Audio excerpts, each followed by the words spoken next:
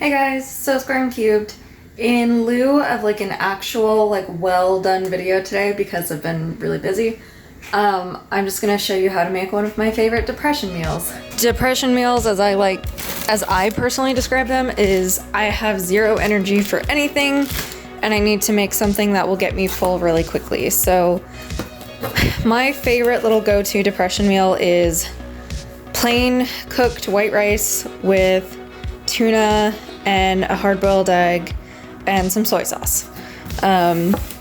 So if you have yourself a rice cooker, which I highly recommend that you get because they're awesome and there's pretty much no point in not having one, because you don't just cook rice in these. I mean, you can cook a lot of things.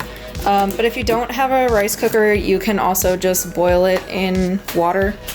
This is actually going to be for my hard-boiled egg, but you could just get a little pot like this and boil it in water. And I'll show you the right rice to water ratio momentarily. Okay. If you do have a rice cooker, mine is really simple. It just has cook and warm are the only options. But if you do have a rice cooker,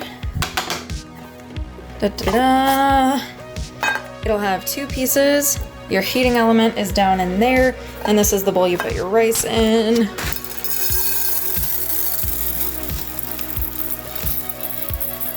And it does have a recommendation of how much rice you should use per your rice cooker.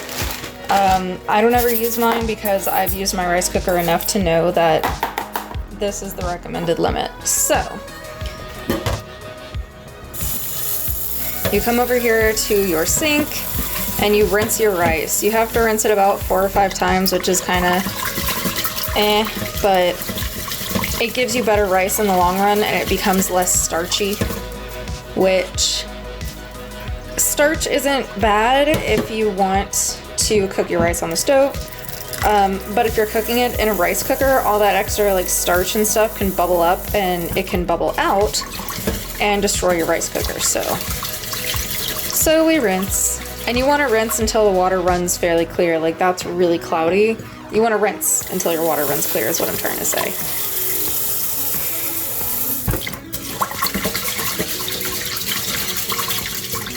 Also, probably make sure that your hands are clean before you do this. I did, but you know. And like I said, it's probably going to take 4 or 5 times before the water runs really clear. See how that's pretty much already a lot better.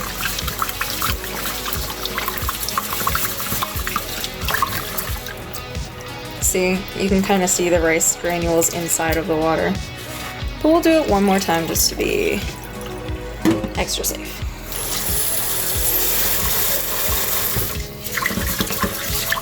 And you can honestly use any kind of rice that you want. My rice cooker is kind of really only made if you're cooking rice for just plain white rice. But if you want to do like jasmine or long grain or basmati, whatever you want to do, go for it. So it's all like nice and good. So if you kind of flatten your rice out and start filling it with water, the perfect ratio almost every single time for water is if you put your finger into the water and just barely touch the tip of the rice, you want to meet that first knuckle on your hand. That is almost always the perfect ratio for water to rice. So I need a little bit more. There we go, perfect. Scrape all the rice off the sides of your bowl because you don't want them to burn on there.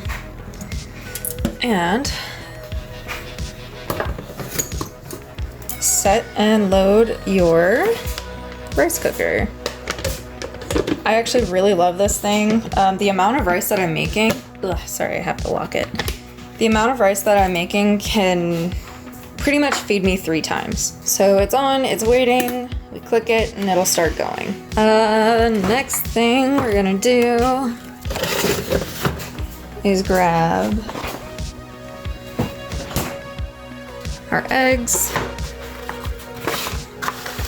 Because this can usually feed me twice, I typically start to hard boil like 2 eggs. But I'm kind of running low on eggs and I don't want to have to go to the store and buy some more. So we're just gonna do one. Let those kind of get to cooking. Your hard-boiled eggs, honestly, it depends on where you live and how high above sea level you are. But you typically want it to have a rolling boil for, I think, 10 minutes? It's either 10 or 15, I always forget, but I'm gonna let that guy boil. I'm gonna let this guy cook. I really like this because I don't have to keep an eye on it. I can just set it and then once it's done, it'll keep it warm for me. So that is that.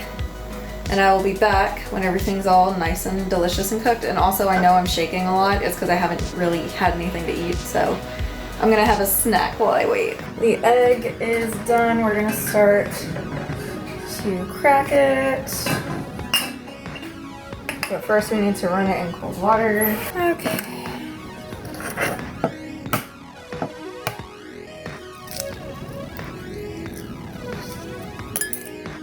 I may have burnt this a little bit, but that's okay.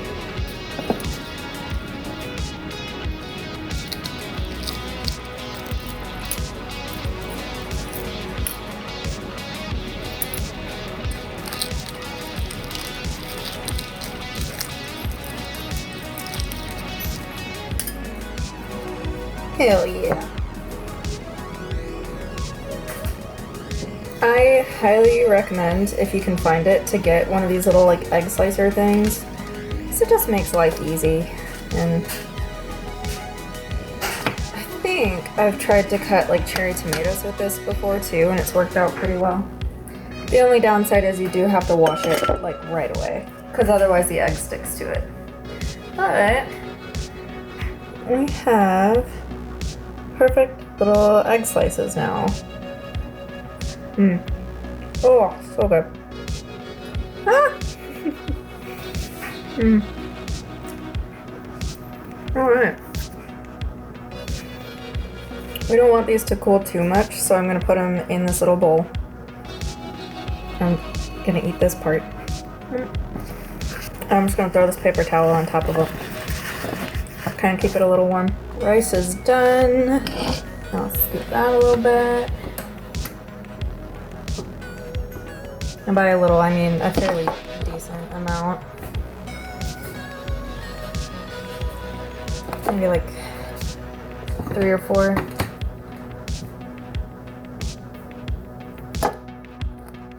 Let's do one more. One more good little one. There we go. So, bam. Tiny rice bowl. I'm gonna put my egg on the side.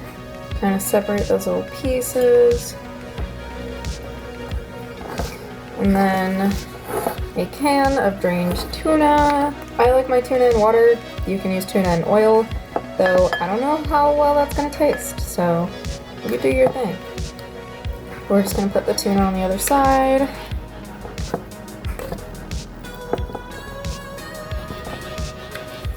And I have found, by the way, if you take time and effort to kind of make your food look good, like, I feel better eating it. So maybe that's like a thing, you know? That if your food looks presented well, it makes you, gives you a better appetite, maybe. I don't know. I'm not a scientist or a doctor or a psychologist or anything, really. I'll finish off with a little bit of salt. By a little bit, I mean a lot.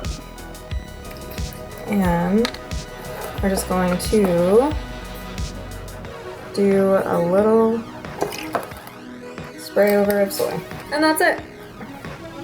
It's just a really nice, very filling bowl of delicious. Thank you for watching and enjoying. And I will see you guys on Tuesday. Mwah.